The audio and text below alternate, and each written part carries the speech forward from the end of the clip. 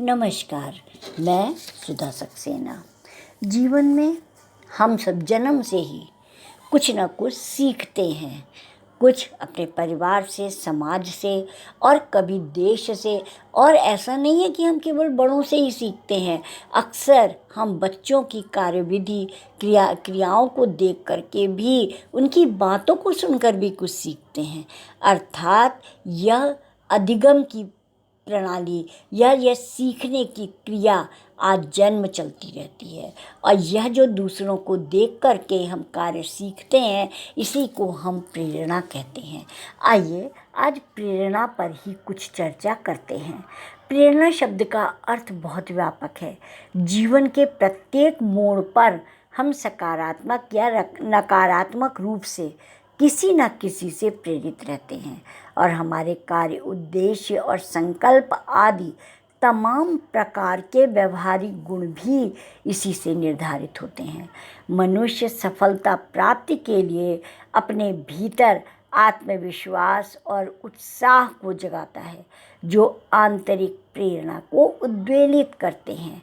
अगर व्यवहारिक रूप से देखें तो आत्मविश्वास मनुष्य की कार्य क्षमता पर निर्भर करता है और प्रत्येक मानवीय व्यवहार सिर्फ फायदे या नुकसान से निर्धारित संचालित होते हैं।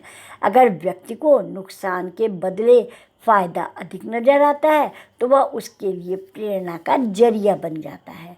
प्रेरणा दो प्रकार से व्यक्ति को प्रभावित करती है, एक बाहरी प्रेरणा और दूसरी आंतरिक प्रेरणा।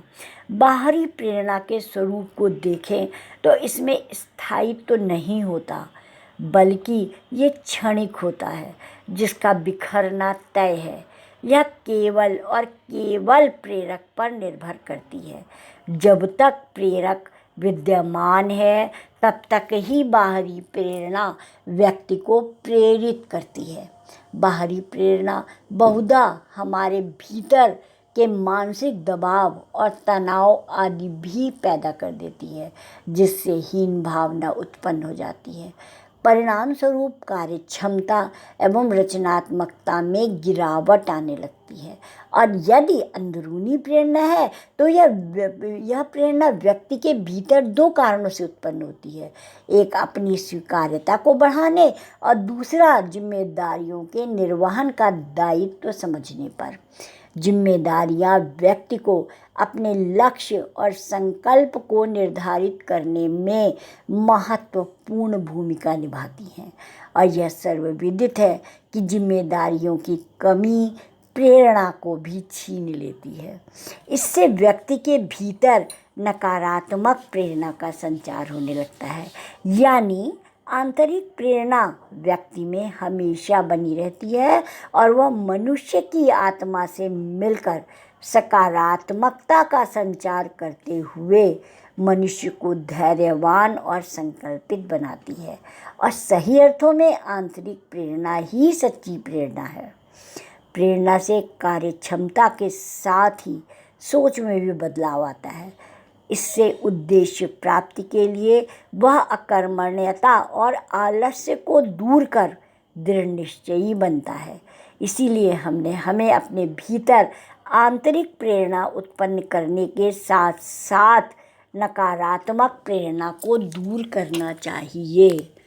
तात्पर्य यह भी है कि हमें समाज में बहुत सारे कार्य दिखते हैं और कभी कभी हम उन कार्यों के प्रति आकर्षित भी होते हैं, लेकिन हमें अपनी परिस्थितियों के अनुसार से यह समझना चाहिए कि कौन सा कार्य हमारे लिए हितकर है और वही कार्य जो है वो हमें प्रेरणा दे सकता है।